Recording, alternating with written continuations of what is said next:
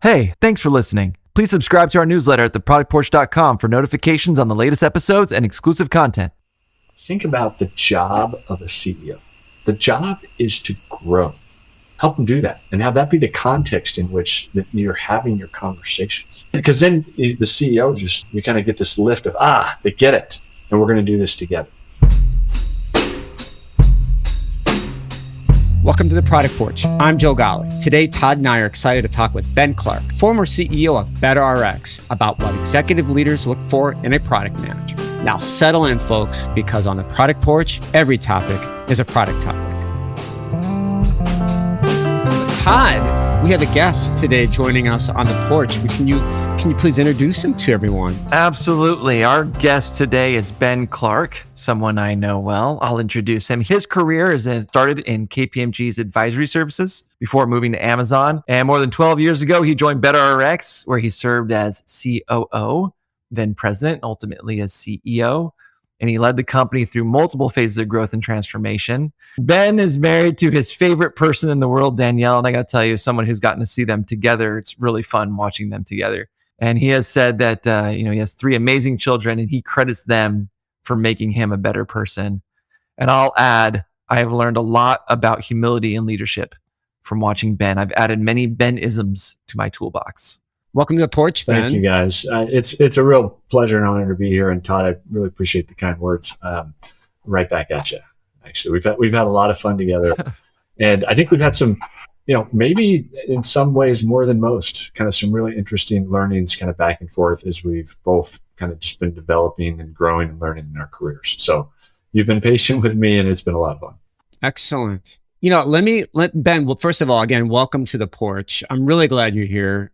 I think even for me, even recently, one of the biggest challenges product managers have is really stakeholder management, managing the expectations of their stakeholders.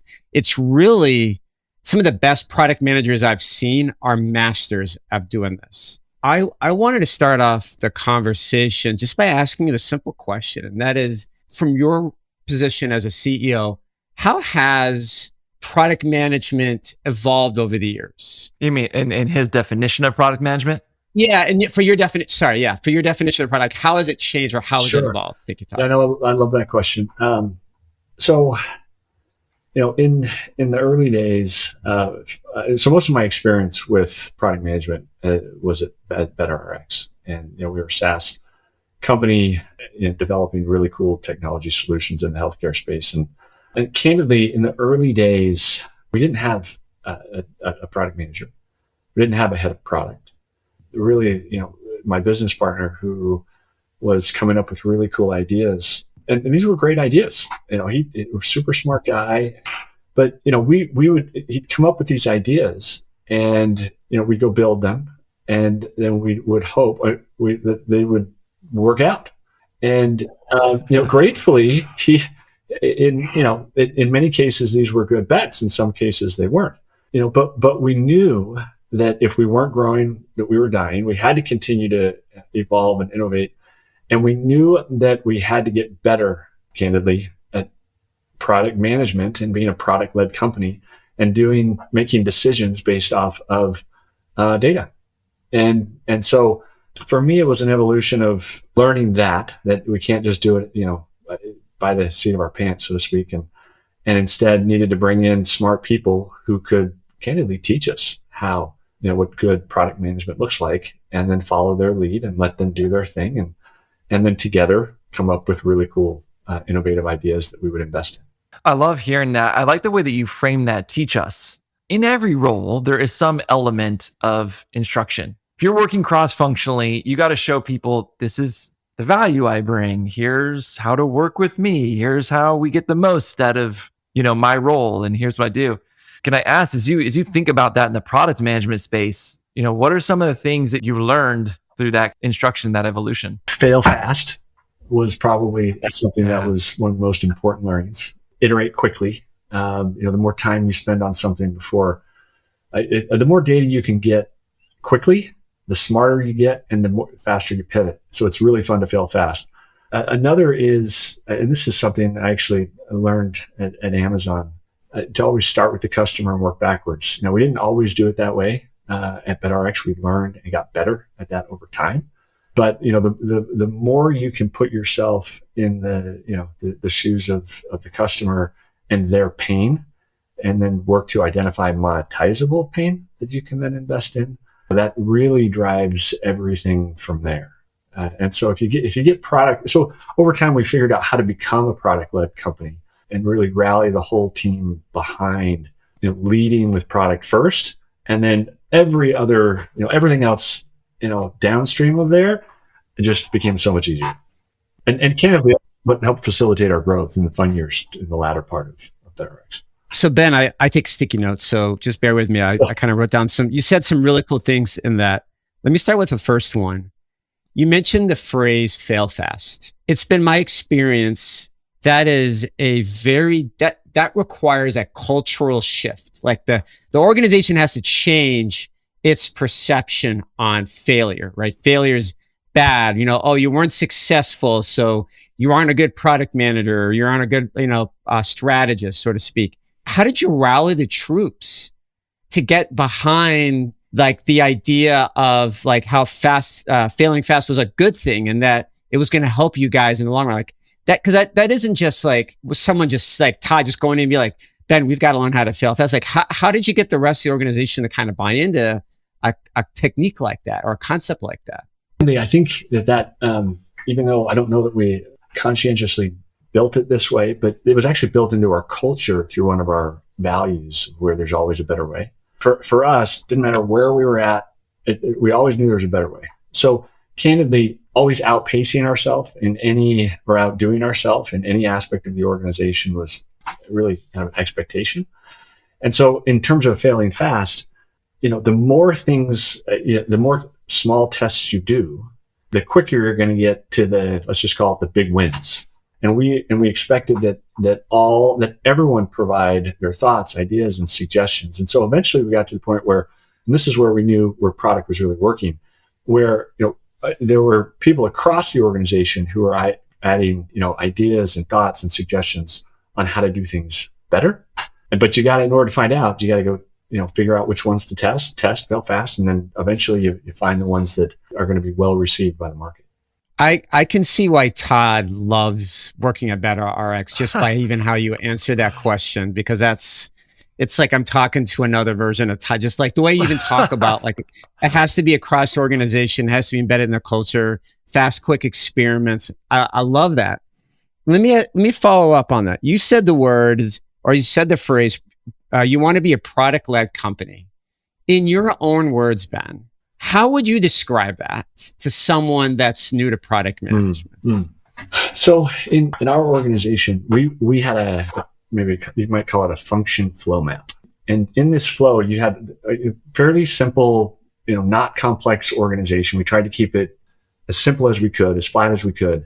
And we actually would visualize this for the whole team where they could see, look, this is how things flow in the organization. And it starts with product. So figuring out what to build is most important, because if you get that wrong, everything downstream, you can actually visually see how everything downstream is going to be off.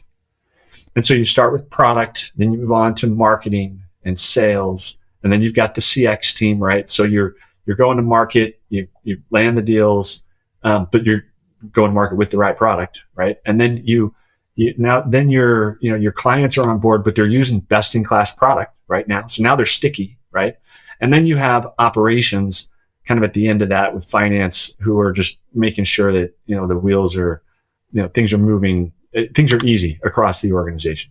And so we would put that in front of the team regularly. And then we would always start with product in presentations and reporting and, how did we do and where are we going? And, we'd start with product and follow that function flow map, so to speak. I think once we started doing that, I think it was after that where people started getting, understanding that we do start with product, and I need to share ideas and thoughts and suggestions that can help move product along so that we can be successful. So it's embedded in the way you did your ceremonies, your events. It's how you started off conversations. It wasn't just a tagline on a ceiling or on a wall that said we're product led. It was kind of embedded in the behaviors and how you ran a meeting and the metrics, discussions how you we had. measured success, how we made decisions. I should say how we make decisions, how we measure success. We're still there. We're still doing it. What I think is great, and what I learned from watching Ben in this, Ben's really good about like seeing the aspirational where we need to go and almost speaking it into existence. We're product led. At the time, I look around, I'm like, we're not really. I mean, not really. And Ben's like, no, we are. And now we're going to talk about metrics. We're going to start with product, and product is the tip of the spear. Now we're going to have a summit. We're going to start with product. We're going to talk about what's leading, what we're going to learn new. And then he just keeps saying, remember, we're product led. Remember, we're product led. Every chance there was an opportunity to reinforce that, we did through the metrics, through the operations. You don't remember when it happened. There wasn't like a moment where I felt like, oh, now we're truly product led. It just organically happens. It's subtle because, reinforcing that over and over again. So Ben, as a CEO, I'm sure you meet with other leaders at other organizations.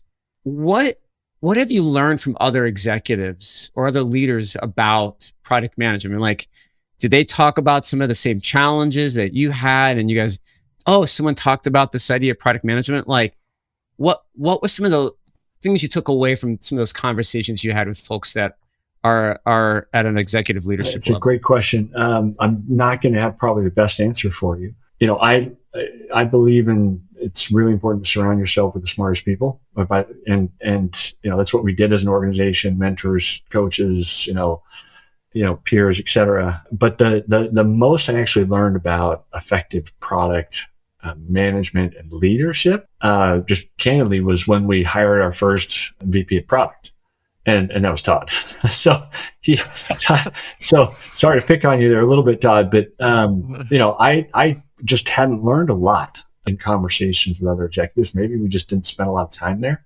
But a lot of time, I think, with peers and things, we're focused on sales and go-to-market and retention and those sorts of things. But Todd was very helpful at helping me understand what it looks like to have a highly effective product team. And I know that team is continuing to be built and expanded, and it's fun to watch what they're doing. So can if you don't mind, Todd.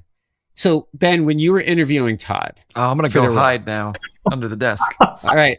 No. This is good. No. Come on now. Don't be shy. Hey, you're not a shy person, Todd. No. So, but Ben, okay, you recognize the need that you knew if you want to scale what you were doing at BetterRX, you needed to have strong product leadership. What were the things you were looking for in a product leader?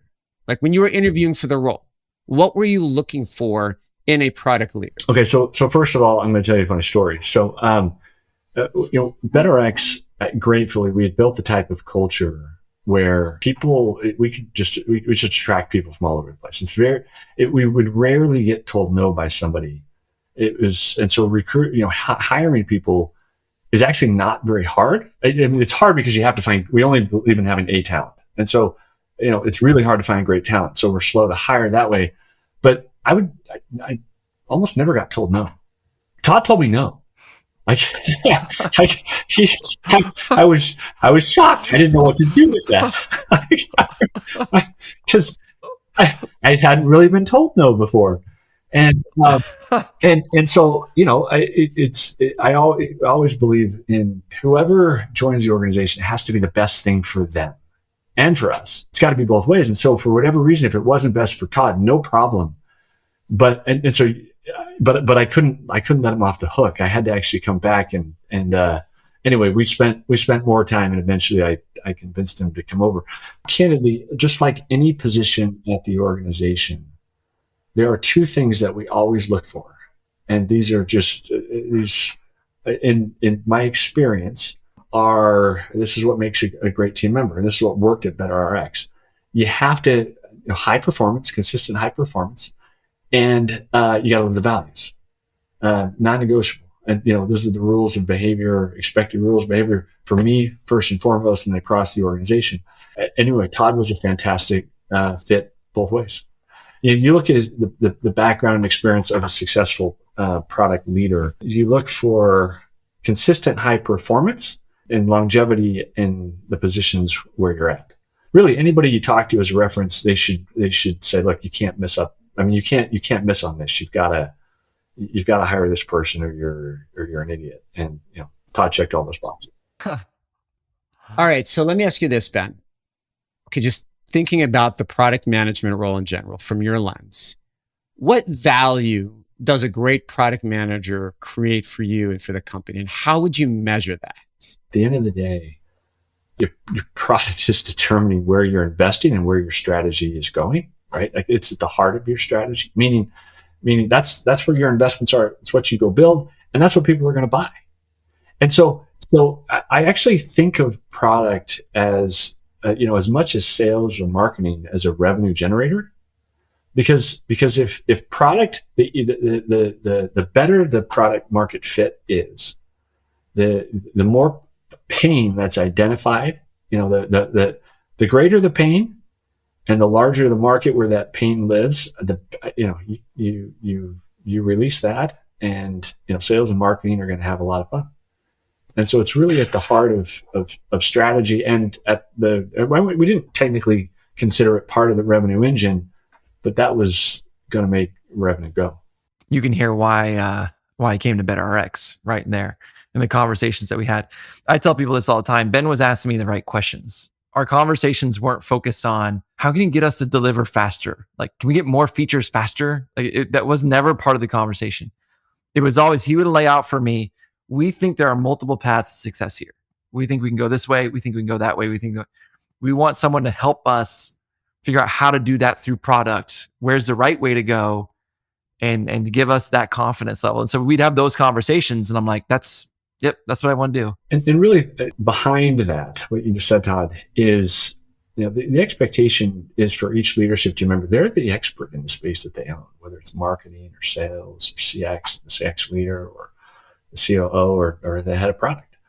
And so if I think I'm smarter at product than our head of product, then I hired the wrong person, or I'm a dummy. Like either one or the other. Because why do I have a head of product if I'm going to play that role? So my job is to hire the very best product leader that I can find, and then listen, right? And then together we can kind of figure out where to go. But I need to spend most of my time listening and asking questions, because then it makes my job a whole lot easier because ultimately I have to make the decisions as to, on the big bets. But you get the right product leader, and it makes it a lot easier. Right out of the gate, Todd was very adamant that, the number of releases, if we tried to, just as an example, if we tried to measure the success of the product team or how effective product was by the number of things we released by itself, I mean, that's a terrible idea, because then you're going to release a whole bunch of bad stuff. And so what you're really looking is to see, okay, it's not the number of things you release. It's how those things that you do release move the dial, and whether you get that product market fit, and then what sales and marketing are able to do with it. And so, and sometimes the best thing you can do is actually say no to really cool things too. So, saying yes to things that you should say no to can get you into trouble as fast as really anything. So, and a good product 100%. leader will help you avoid those mistakes by giving you the data that you need to say no. I think Todd and we had a quote in one of our old trainings products. I think there was a slide from Steve Jobs where it said something like, I'm more proud of the times I said no than the times I said yes. Something I'm paraphrasing. Yes, yeah. Well, and that brings me to a question here that I think it'd be great to hear from your perspective. Where are you looking for a product leader, for product managers? Where are you looking for them to push back? And where should they align? Like, how do they know when to push back? Where are you looking for that versus when it's time to align? And even if you disagree, you got to be willing to tell the person who's making the decision ultimately that they're wrong, that it's a bad idea. And so because that's why surround yourself with really smart people if you're not going to let them tell you when you're going to do something dumb. It's just very open push and pull to try to get to the right answer. So, if Todd thought I was going the wrong direction on something, I needed him to tell me that. And I would tell him that. You have to tell me if I'm wrong. And at the end of the day, that doesn't mean, like, we might agree to disagree, and whoever's responsible for the ultimate decision, they got to make the call, and then you got to jump in and support them. Right. Because, and that was true for Todd's team, as one of the leadership team members, as well as each of the other leadership team members. They have to make decisions for their team. They own the results for their space. So the same is true for each of their directs, and ultimately they have to make the call. But hopefully, they have team members who are willing to tell them when they think they're wrong. I would love to dig into that a little bit, because that's where I think a lot of product people, I've been in the room and I've watched product managers present to a leadership team, and I cringe just over and over again. I'm like, why'd you say that? Oh, why are you doing that? And it's like, oh, it hurts. But like, as you're just speaking to that, like that communication and communicating up with leadership, especially when you have skip levels and things like that, you're communicating up to leadership. Where have people gone wrong? What are things you've seen people should avoid doing when they're presenting to an executive leader? What was always most helpful for me was to start very macro, and then be ready to go into, into as much detail as needed to help that leader know, hey, this is the right way to go, or we need to go do more research to figure out whether it is or not. So, and that's both true in terms of, whether there's a business case to invest in something and not invest in other things, but also that's true just as you're helping, maybe a less experienced, an executive who's maybe less experienced in product management, as you're educating them with regard to what effective project management, or product led company looks like. Start very macro, and then go into the details as far as the executive wants to go. Sometimes they don't want to go very deep. It becomes clear just with the macro view, but be ready to go as deep as they want to go.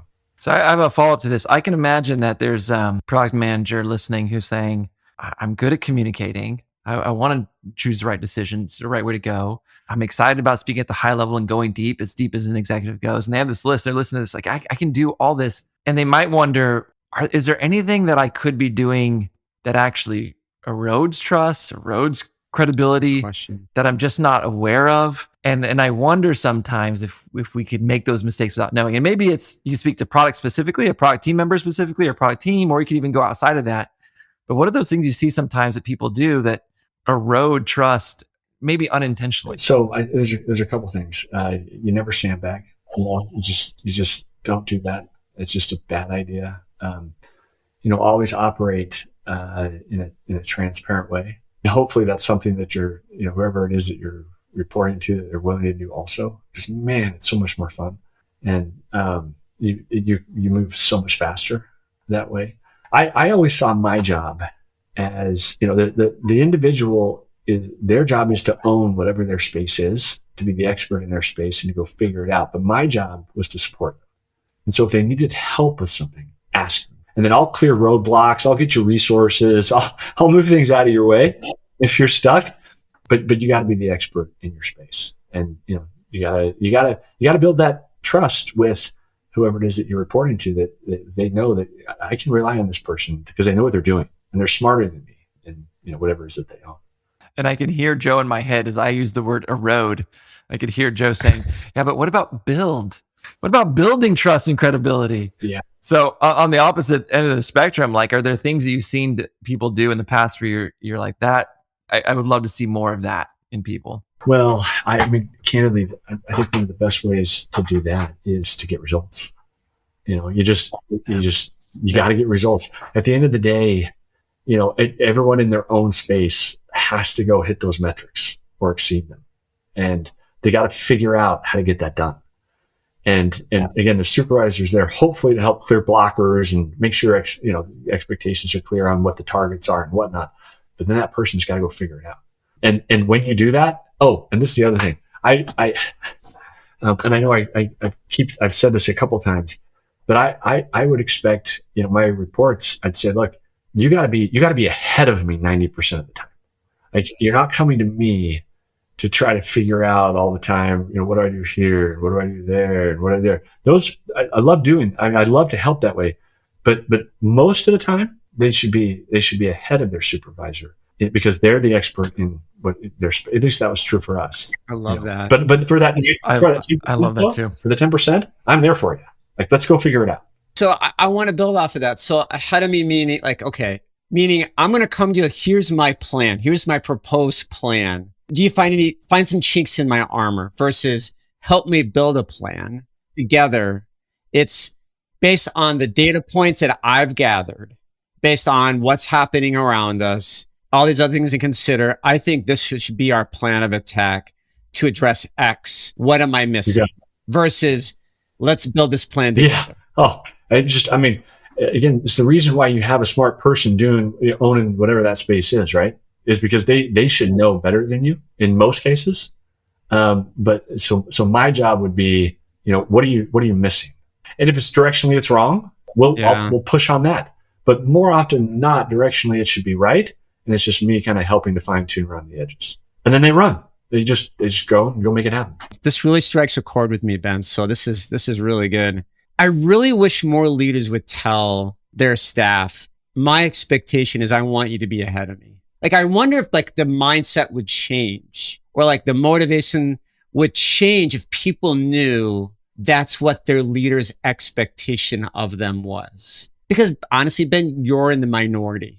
And I'm not just saying that to be like, cause we worked with Todd and, I don't know, I'm a little not speechless, but I'm actually writing it down as a sticky and putting it somewhere on my desk just to remember. Let me tell you like everything that I do. Let me tell you the receiver side of that and what that does. And this is why when he was saying it out loud, I'm thinking, oh, I got to share this exact thing with my team, right? Because what it does for the receiver is it empowers you to go. Because often what you're afraid of, I mean, if you are an A player, so A players, yes, are working hard, they're driving, they want to have success, but they're also afraid of going the wrong direction. They're afraid of stepping on their boss's toes. Like an A player doesn't want to create friction and problems. They want to drive results and create success. And so maybe fear is probably the wrong word, but you might feel like, okay, I don't want to go too far away. I don't want to be out of line. I want to be aligned. But when you're told that we're going to align on the very top thing, we're going to align on the goal, we're going to align on the why, and then I expect you to run and lead me and take me with you. Mm-hmm.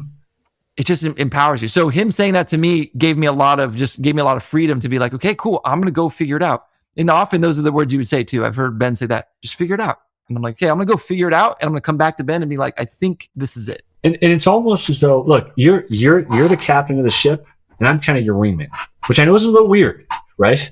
But as you know, in my position, if you're just as an example, if you're the CEO, you know how much easier it is if you just surround yourself with really, really smart people who own their space and who are ahead of you 90% of the time. And all you got to do is just make sure everybody's pointing in the right direction, right? Living the right values, and then just making sure that, you're kind of fine tuning around the edges.